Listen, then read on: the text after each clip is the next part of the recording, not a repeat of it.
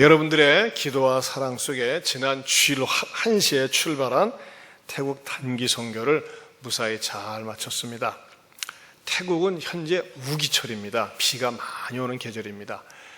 건기, 비가 한 번 안 오기 시작하면요 6개월 동안 비가 안 온대요. 전혀 오지 않는다 합니다. 참 희한한 나라예요, 그렇죠? 우리나라는 그래도 비가 덥다가도 오고 그러는데 거기는 건기가 되면 얼마나 힘든지 모르는데요. 더워서 힘들고 비가 안 와서 힘들고. 근데 지금은 우기철이에요. 근데 감사하게도 비가 쭉쭉 내리는 그 계절에 저희들이 집회할 때는 비가 안 와요. 집회 끝나면 또 와. 잠잘 때 와요. 얼마나 감사한지. 이것은 우리 성도들의 간절한 기도 때문인 줄로 믿습니다. 우리 예수님께서는 부활하신 다음에 제자들에게 나타나셔서 숯불을 딱 모닥불을 피워놓으시고 제자들을 영접할 준비를 하고 계셨습니다. 오늘 다시 요한복음 강해 182번째인데 여러분들이 지난 한 주간 동안 우리 51명의 단기 선교팀을 태국에 보내놓고 무슨 일이 어떻게 있었는지 궁금하실 거 아니에요. 그래서 이게 어떻게 내가 선교 보고를 해야 되는가 하면서 기도하면서 금요일 날 도착해가지고 어제 그제 이것을 사진을 갖다가 설교와 더불어서 어떻게 내가 적용을 해야 되는가 하면서 아주 혼이 났습니다. 그런데 또 이 말씀을 묵상하는 가운데 이 말씀 속에서 우리가 적용할 수 있는 그런 말씀을 주시더라고요. 그래서 오늘 말씀을 중심으로 해서 선교적인 그 영적 진리를 여러분들에게 증거하고자 합니다.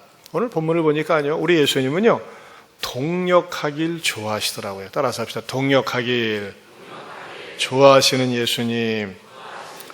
오늘 10절에 보면 예수께서 이르시되 지금 잡은 생선을 좀 가져오라 했어요. 사실 생선은 누가 잡은 겁니까? 예수님 덕분에 잡은 거예요. 제자들이 나가가지고 밤새도록 앞, 뒤로, 양옆으로, 오른쪽, 왼쪽으로 그물을 내리 던졌었지만 한 마리도 잡지 못했었어요. 그런데 예수님께서 오른편에 던져라 그랬더니 그물이 찢어지지 않을 만큼 가득 생선을 잡았었습니다. 근데 예수님이 뭐라고 하세요? 지금 잡은 생선, 제자들이 잡은 생선을 가져오라는 거예요. 엄밀한 의미에서는 사실 주님 덕분에 잡은 것이거든요. 그런데도 불구하고 제자들의 수고를 우리 예수님께서는 인정하고 계십니다. 한마디로 얘기해서 예수님은 제자들과 같이 동역한 것을 갖다가 은연중에 가르쳐주고 계시는 것이죠. 이것은 지금도 마찬가지입니다. 예수님께서 모든 인류의 죄를 구속하기 위해서는 십자가에 혼자 매달리셔서 십자가에 죽으시고 부활하셨습니다. 하지만 예수님께서 부활 승천하시고 난 다음에는 예수님의 사역을 공동 부담, 같이 동역하길 원하셨다고 하는 것입니다. 이것은 선교적인 관점에서도 마찬가지입니다. 태국은 남한보다 5배가 넓습니다. 그리고 인구는 약 6,700만 명, 우리나라는 5,100만 명, 약 1,600만 정도가 많습니다. 여러분 겨울철 되면 따스한 태국, 그래 푸켓으로 말이죠, 신혼여행도 많이 갑니다. 관광자원, 강간자원이 아니라 관광자원이 널려 있고 정말 돌아다니면서 보면요 얼마나 태국이라는 나라가 참 비옥한지 몰라요. 그리고 1년에 산모작을 합니다. 그야말로 여유 있고 넉넉한 나라가 태국이에요. 그런 나라 모두로 선교 가느냐? 놀라운 것은 태국 본토 타이족들은요 이런 여유 있는 삶, 부유한 삶 때문에 복음을 받아들이지 않습니다. 그래서 태국은 불교가 95%예요. 불교가 모든 삶 속에 딱 뿌리를 내리고 정착하고 있습니다. 그래서 외부인이 와서 선교사가 와가지고 타 종교에 대해서 또 그 나라 국왕은 말이죠 절대적인 신적인 존재나 다름이 없습니다. 참 거기서 아이디어 하나 얻었어요. 건기 때 말이죠 비가 전혀 오지 않잖아요. 그런 왕이 말 한마디 하면 비가 내린대. 어떻게 하느냐, 비행기를 딱 띄워가지고 인공 강우를 내린대. 그럼 비가 쫙 온대요. 그럼 우와 우리나라 왕 만세 그런대요. 네? 비행기를 띄워가지고 인공 강우로를 쏜대요. 그럼 비가 온대요. 우리나라도 비용이 얼마 드는지 모르지만 굳이 말이지만 땅 파고 그러는 것보다 인공 그 강우를 말이지 비행기로 가가지고 쏘면 어떨까? 그런 생각이 들어갈 정도로 그 왕이라고 하는 존재는 절대적이고 부처는요, 석가모니는 생활 속에 깊숙이 자리를 잡고 있습니다. 그래서 복음이 들어가질 않아요. 그런데 누구에게 갔느냐? 그 태국의 빠마의 리수족 마을에 갔습니다. 이 리수족은요, 중국에서 도피해온 사람들입니다. 국경을 넘어서, 태국 국경을 넘어서 그 산간 마을에서 화전민, 지금도 화전민이 있어요. 거기서 산을 불태워가지고서 거기서 농사를 하고 옥수수 재배를 합니다. 그런데 이 리수족에게는 그날의 시민권이 주어지질 않습니다. 주민등록증이 주어지질 않은 게 차별을 받는 거예요. 굉장히 외롭고 가난한 그런 소수 부족입니다. 한 60만 명 정도가 된다고 하는데 이 사람들은 굉장히 어렵게 삽니다. 그런데 이 리수족에게 말하자면은 이전에 선교사들이 태국 선교 역사는 우리나라보다 오래됐어요. 한 200년이 됩니다. 근데 이 소수 부족들에게 복음을 전했습니다. 그리고 저희들이 갔었던 그 빠마의 리수족 마을은 말이죠, 우리 한국 교회에서 지어진 조그만 예배당이 있었습니다. 그곳에 가서 예배를 드리는데 저희들이 말이죠, 준비한 찬양, 드라마, 부채춤, 풍물놀이 이런 걸 다 보여주고 나니까 이분들이 말이죠, 감사한 마음으로 보답을 하는데 나와서 특송을 하는 거예요. 특송을 하는데 세상에 악기도 하나도 없어요. 피아노도 없고 기타도 없고 그냥 서서 쫙 하는데요, 얼마나 가슴을 찡하게 했는지 몰라요. 한번 들어보세요.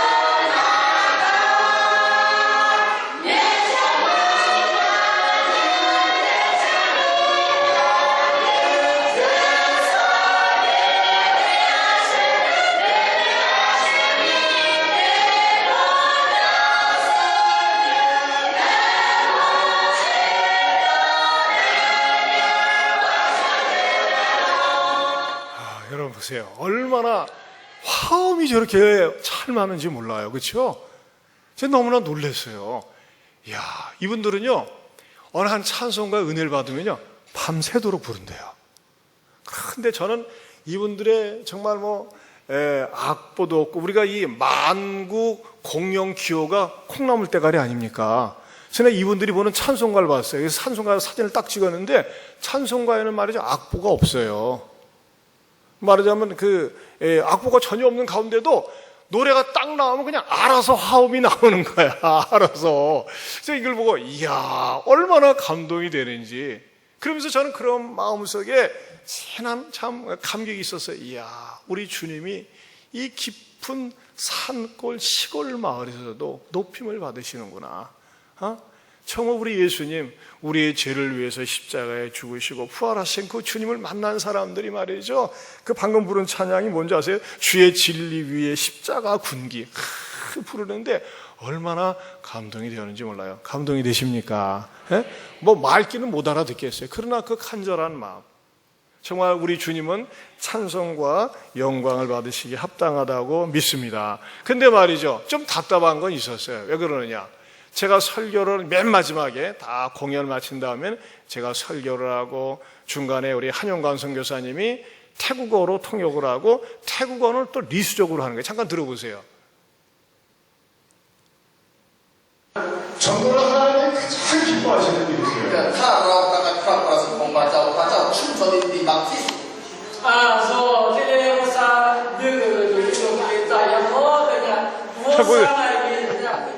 여러분 보세요. 제가 설교를 하면은 선교사님은 리수족을 못한대요. 너무 어려워가지고. 근데 그 평신도 리더 가운데 이분은 목수 출신인데 태국어하고 또 리수족어를 잘하는 거예요. 자기는 소수 언어를. 그래서 제가 설교를 하고 또 선교사님은 태국어로 통역을 하고 태국어로 통역하면 또 리수족 소수민족 언어로 통역을 하고. 그 여러분 설교를 다리 건너고 그러니 뭐 사실 뭐 얼마나 은혜가 되겠어요. 그런데 제가 놀란 것은 간절한 마음으로 말씀을 받으니까 말씀을 들으면서도 막 눈물을 닦아요. 눈물을 흘리고 감격하더라고요. 제가 그랬어요. 이분들은 말이죠. 다른 소수민족에 비해서 먼저 복음이 들어갔고 옥토밭이 되어져 가지고 찬양을 이렇게 뜨겁게 하는데 여러분 이렇게 여러분들이 뜨겁게 사랑하는 예수님에 대해서 주변의 사람들에게 전도를 하십니까? 자, 일주일에 한 번 이상 전도하는 분 누군가에게 전도하면 손 들어봐라 했더니 전도를 한 사람이 없어요. 그럼 왜 전도를 못하고 사는가 했더니 자기 소수민족에 대한 열등감이 있어요.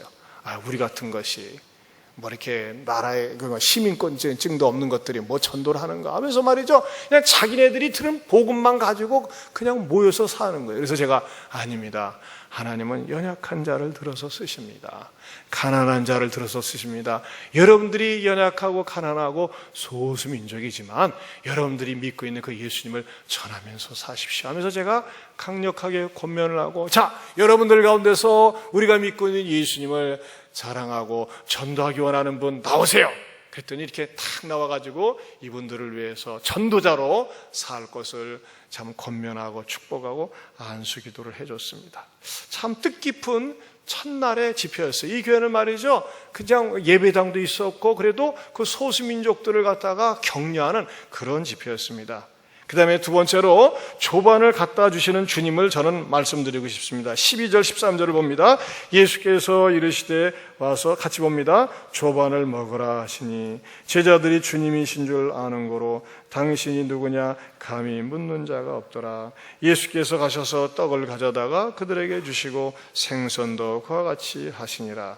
자, 사실 우리 예수님은요 제자들에게 두 번이나 부활한 몸으로 보여주셨어요. 그러면은 이 예수님의 명령을 받들고 제자들은 갈릴리에서 정말 주님이 주실 그 사명에 대한 말씀을 들을 준비하고 기다리고 있어야 되는데 고기나 잡으러 가자 그랬다가 허탕치고 말지 않았습니까? 그럼 예수님이 준비할 것은 요놈들이 왜 내 말을 안 듣고 그래 삐딱하게 나가 하면서 회초리나 몽둥이를 준비하고 계셨어야 되는데 어떻게 합니까? 조반을 준비하셨어요. 따끈따끈한 조반을 또 생선을 구워 놓으셨어요. 생선구이 조반. 그 모습을 이 제자들이 보았을 때 어떻게 됐을까요? 정말 황송하고 고맙고 가슴의 문이 활짝 열리지 않았겠습니까? 저는 선교를 하는데도 우리가 조반을 가지고 가야 된다 이런 생각을 했어요. 어떤 조반이냐? 그 나라 실정에 맞는 조반을 가지고 가야 된다는 것입니다. 저희들이 초등학교 3군데를 방문했습니다. 이 첫 번째는 완남행 초등학교를 방문했는데 이 학교가 굉장히 아담하고 예뻤어요. 전교생이 5, 60명밖에 되지 않아요. 불상이 딱 가운데 있죠. 그리고 학교는 말이죠. 예쁘장하게 우리 공연 다 마친 다음에 우리 학생들하고 우리 선교 단원들하고 같이 사진을 찍었어요. 얼마 보세요. 교정이 말이죠. 얼마나 잔디밭이 놓여 있고 아담하고 이쁜지 몰라요. 그리고 학생들도요. 5, 60명밖에 안 돼요. 그런데 충격적인 사실은요. 학교에서 돈이 없어가지고 교사를 채용을 못한다는 거예요. 도무지 이해를 못하겠어요. 그러면서 그 교장이 딱 지명해 주는 게 가운데 있는 자매를 딱 지명해 줘요. 저 자매는 돈이 없어가지고 우리가 개인적으로 월급을 줍니다. 그래요. 학교, 공립학교입니다. 사립학교도 아니고. 그렇게 얘기를 하는 거예요. 도무지 이해가 안 돼요. 아니, 왜 이렇게 아담하게 생긴 학교에서 왜 월급을 못 줘가지고 어려운가? 심지어는 컴퓨터 같은 경우도 제대로 없어가지고 다 외부 지원을 받는 거예요. 제가 이렇게 가만히 주변의 얘기를 종합해서 드리니까 그래서 그랬구나. 그건 뭐냐면은 방금도 제가 처음에 말씀드린 것처럼 동남아시아 그 주변에 캄보디아, 버마, 미얀마, 라오스, 베트남 이런 나라들에 비해서는 가장 잘 사는 나라예요. 어느 정도로 잘 사는 줄 아세요? 캄보디아의 전기 공급을 태국에서 100% 합니다. 캄보디아 하면 앙코르와트 유명한 유적지가 있지 않습니까? 그 유적지 관광 수입의 3분의 1을 이 태국에서 가져가요. 어떻게 그런 일이 가능하냐? 지금 캄보디아의 총리가 훈센 총리거든요. 훈센이 어려웠던 시절에 태국에 피난 와가지고 태국의 신세를 많이 졌대요. 그리고 킬링필드로 인해서 태국이 무너진 다음에 총리가 된 사람이 바로 훈센인데, 훈센은 태국에서 파송한 거나 다름이 없는 어영 총리랍니다. 그래서 태국에서 뭐라고 하면 꼼짝을 못해요. 그럼 보세요. 태국은요, 얼마나 수입이 많습니까? 모든 전기 수입이 있죠. 캄보디아의 관광 수입이 있죠. 자기네 자체적으로 또 관광 수입이 있죠. 이해를 못하겠어요. 이해를요. 그렇지 않습니까? 그런데 태국은 돈이 많은 나라고 경제적으로 부국인데, 이 돈줄을 누가 갖고 있느냐? 군부가 가지고 있는 거예요. 군부 가운데서도 왕파가 있고 왕비파가 있대요. 또 왕누님파가 있고 형제끼리 해먹는 건데, 어쨌든 간에 군부 가운데 우파가 있고 좌파가 있는데 서로 으르렁거리고 싸운답니다. 그리고 싸우다가 이제 보면 우리가 신문에 보면 종종 태국에서 구테타 일어난다고 하지 않습니까? 옛날에 그 뭐 잠농시장 뭐 그런 것도 우리 들어본 적 있잖아요. 그런데 구테타가 일어나면요, 왕은 어느 편에 손을 들어주느냐. 난 참 그걸 보면요, 우리나라 어저께 그 뉴스를 보니까 대한민국 사람들의 약 70%가 우리나라 정부하는 것에 대해서 불신하고 마음에 안 든다고 그랬는데, 이 말을 들으니까 나는 정말 위로받았어요. 왕은 군부의 우파가 좌파가 어느 쪽이 선하냐, 어느 쪽이 착하냐, 어느 쪽이 니네들이 정치를 잘하고 착하냐, 그쪽 편에 손을 들어주는 것이 아니라 어디가 더 힘이 세냐, 어디가 더 잘 싸우냐, 그쪽에 손을 들어준대. 왜? 우파건 좌파건 간에 전부 다 자기 신하들이기 때문에 가만히 눈치 봐가지고 어느 놈이 더 힘이 세지? 힘센 놈 손을 들어준대요. 그래서 힘센 놈 손을 딱 들어주면서 약한 놈은, 야 임마 가만히 있어, 얘네들이 힘이 세잖아, 그러면서 정치를 안 돼요. 그러니까 국민들은요, 뭐 정치가 부패하고 어쩌고 건 관심조차 없어요. 왕은 절대적이지. 그리고 이 나라 구석구석에는 전부가 이 불교가 자리를 잡고 있지. 그러다 보니까요, 이 백성들은 정치에 별로 관심이 없어요. 뭐 야당 있고 그래도 다 거기서 거기래요. 그런데 이게 혹이라는 겁니다. 여러분, 감히 불교가 자리 잡고 있는 그 초등학교에 어떻게 교회가 들어가서, 초등학교에 들어가서 수업 시간에 수업 한 시간을 빼놓고 우리가 문화 공연을 하고 복음을 전할 수 있습니까? 우리 선교사님이 말이죠, 굉장히 지혜롭더라고요.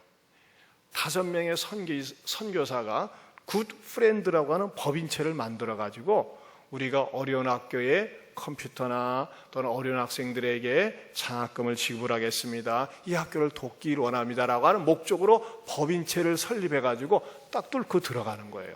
그러니까 우리가 갈 때도 말이죠, 장학금을 가지고 가고 축구공, 농구공 가지고 가고 뭐 여러 가지 부채라든지 이런 필요한 선물들을 가지고 들어가면서 문화 교류를 한다는 명목하에 들어가서 우리가 교제를 나누고 그들에게 공연을 보여주고 또 장학금을 줄 수 있는 길이, 이 부패한 나라 때문에 그 길이 열렸다고 하는 것입니다. 제가 특별히 인상적인 것은 치앙따오 학교를 방문할 때였습니다. 이 학교는요, 굉장히 주변이 산으로 둘러싸여 있고 얼마나 아담하고 좋은지 몰라요. 정말 멋있고 좋은지 몰라요. 그런데 그 실내 체육관에 우리가 가기 1시간 전부터, 거기는 유치원부터 고등학교까지 있는데 애들을 모아놓고 기다리고 있는 거예요. 우리 한국에서 문화사절단이 온다. 우리는 이제 문화사절단으로 간 거죠. 교회를 배경으로 한 문화사절단입니다. 그래가지고서 있는데 말이죠, 여러분 보세요. 이 강단을 보고 제가 놀란 거가 어떻게 교회가 들어갈 수 있는가. 여러분 보세요. 여러분 앉은 좌측에 뭐가 보입니까? 불상이 보여요.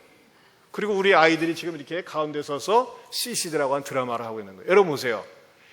어떻게 이 불상이 있는 강단에 교회가 들어가서 감히 우리가 문화 공연을 하고 복음을 전할 수 있습니까? 어느 정도로 불교가 뿌리를 내리고 있냐면요, 모든 남자들은 태어나서 결혼하기 전에 반드시 한 달 동안은 절간에 가서 머리를 깎고 거기서 승려 생활을 한답니다. 왜 그렇게 하느냐? 그래야지만이 자기 집이 복을 받는다. 그렇게 이게 세뇌가 되어져 있어요. 그리고 만약에 결혼하기 전에 안 들어가면 결혼하고 나서라도 반드시 한 달은 의무적으로 절간에 들어가서 머리를 빡빡 밀고 그렇게 승려 생활을 한답니다. 그리고 수업 시간에 불교 과목을 가르치고 또 하루 수업을 시작하기 전에 저 불상 앞에 가서 참배를 하고 그래요. 근데 여러분, 어떻게 저렇게 불상에 놓여져 있는 곳에 가서 우리가 찬양을 하고 십자가 공연을 하고 메시지를 전할 수가 있었겠어요?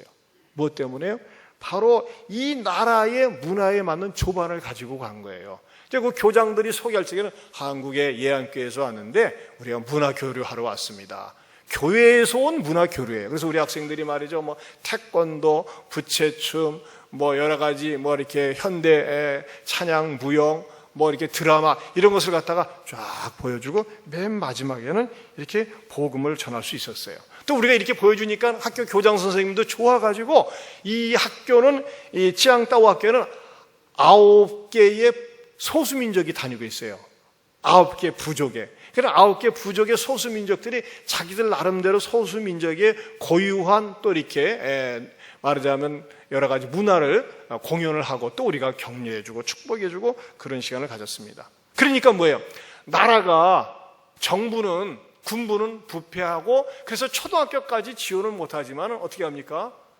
우리가 그것 때문에 복음을 가지고 꿰뚫고 들어갈 수 있는 기회가 열렸더라 이겁니다. 참 하나님은 다양한 방법으로 복음을 전하게 하시는 것 같아요. 그 다음에 세 번째로는 여기는 방금 그 사진은 말이죠, 애들이 잠깐 다시 보여주세요. 제가 빠쳤는데 막 애들이 말이죠, 막 너무너무 좋아가지고 막 일어서서 막 이렇게 보느라고 막 얼이 빠져 있는 거예요. 이런 분위기 속에서 좋은 관계를 맺고 또 우리 선교사님을 통해서 어느 학교에 컴퓨터가 부족하다면 컴퓨터, 기재자가 부족하다면 부족한 기재자 이런 것을 공급하면서 교회에 대해서 호의적인 감정을 갖게 하고 교류를 나눌 수 있게 한 것입니다.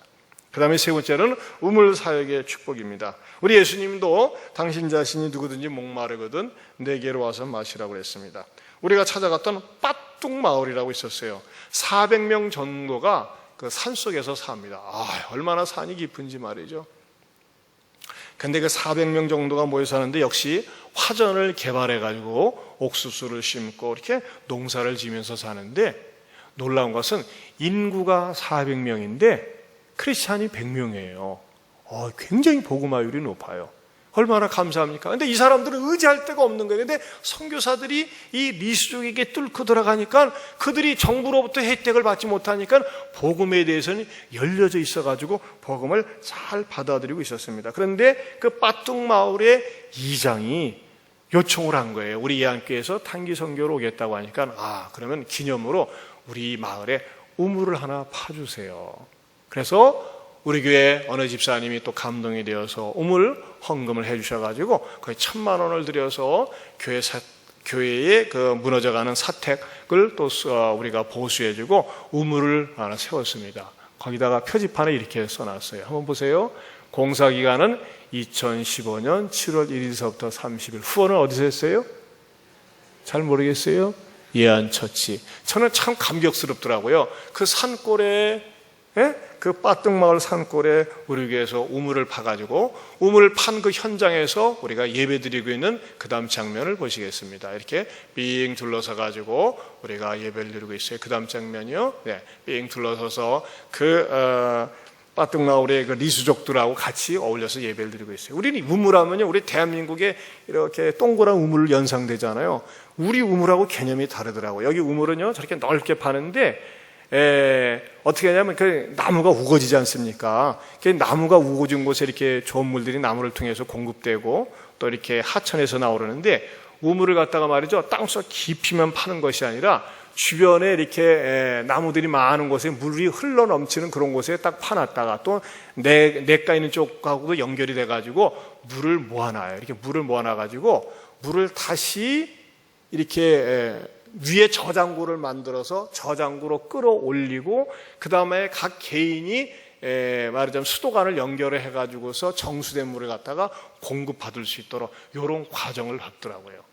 근데 저는 참 감격스러웠어요. 야, 우리 예안교회가 이 시골 산간 마을에 우물을 파서 기증을 하고 또 이 사람들이 참 항상 볼 때마다 예안교회에서 파준 우물이구나 이런 생각을 할 때 어떤 마음 갖겠어요? 교회에 대한 고마움을 갖지 않겠어요? 그래서 제가 여기 있는 분들에게 그랬어요. 이 빠뚱 마을에 있는 성도들에게, 먼저 믿는 분들에게, 여러분들이 교회에서 해줬다고 그래서 우리 교회 거야, 우리 거야 하지 말고 먼저 섬기세요. 그리고 여러분들이 먼저 양보를 하세요. 그리고 여러분들이 어떻게 해야 되느냐? 전도할 적에 믿지 않은 다른 300명이 믿지 않겠습니까? 하면서 이렇게 여러분들이 섬기며 양보하고 그렇게 나누며 살도록 권면을 했습니다.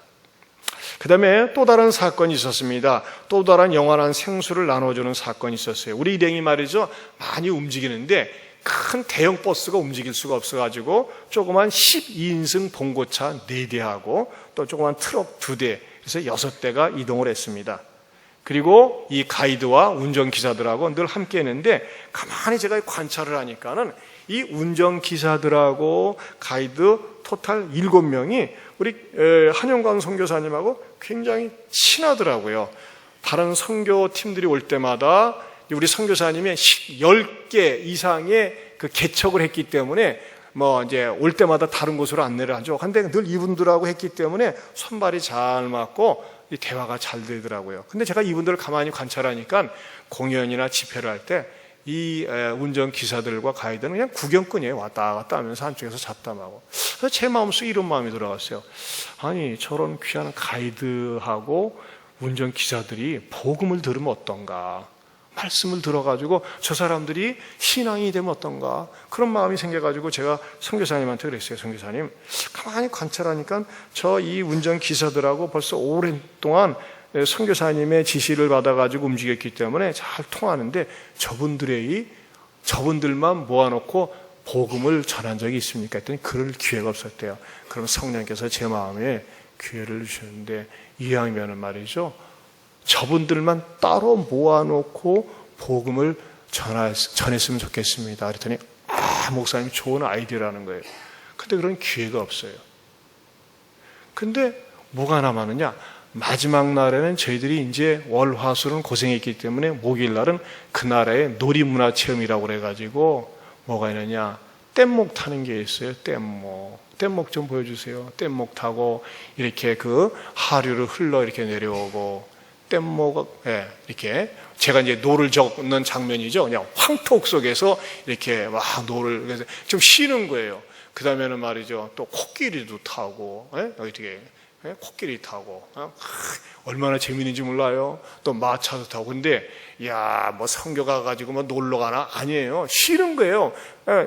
월화수 그냥 아침부터 저녁 늦게까지 했기 때문에 마지막에 이런 힘도 필요하거든요.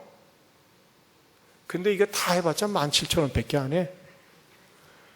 우리 이거 용인 에버랜드는 뭐 얼마나 비싼데 얼마나 싼지 몰라요. 근데 선교사님이 하는 말이, 목사님, 다른 팀 요거 즐길 때 목사님은 따로 모아놓고 전도하는 시간 갖자는 거예요. 나보러.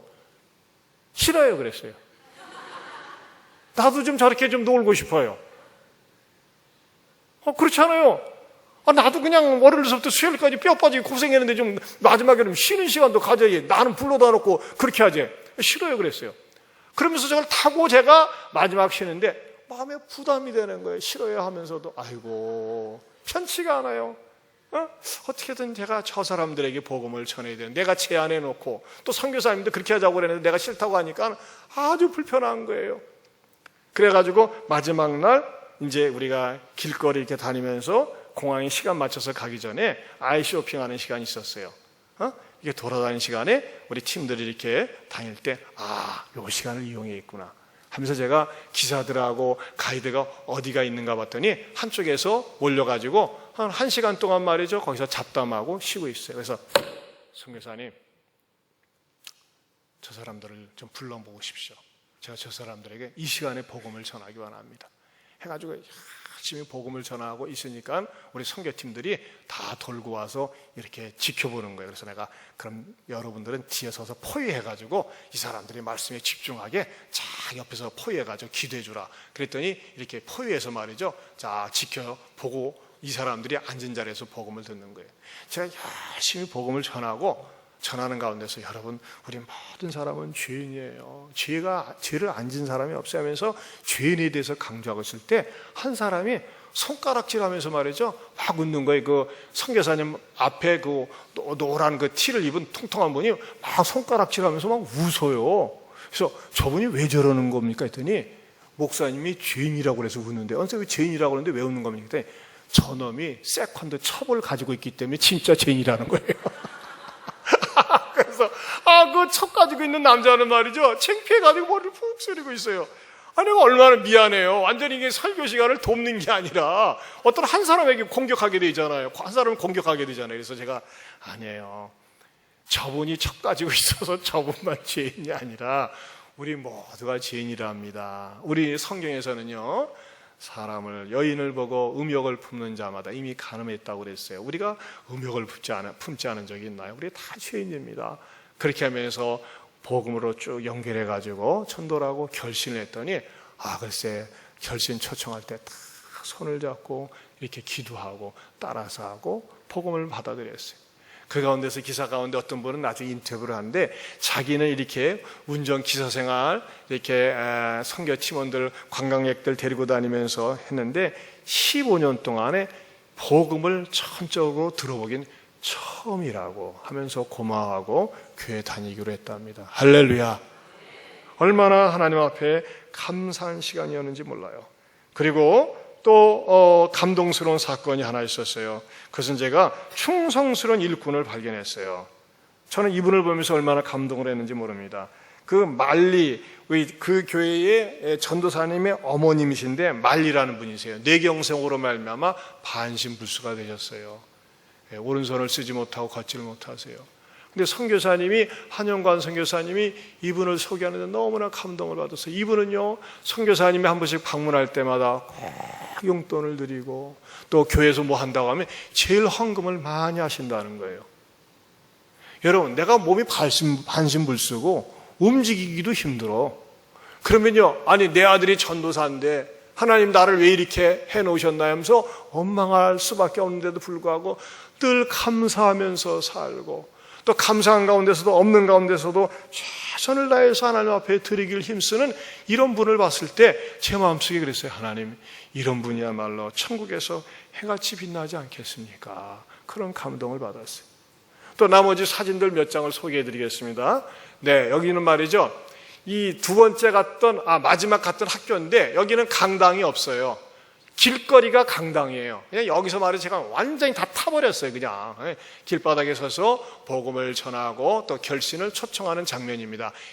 그 다음에 우리 부채춤이 말이죠 바닥에 환경은 참 좋죠. 뒤에는 말이죠 바나나 나무가 있어요. 바닥에다가 이렇게 비닐을 깔고서 우리가 공연하는 장면이었고요. 또 여기는 기숙사가 있어요. 여기가 아주 기숙사가 굉장히 열악한데 거기에서 또 리수족 아이들은 그 독특한 복장이 있더라고요.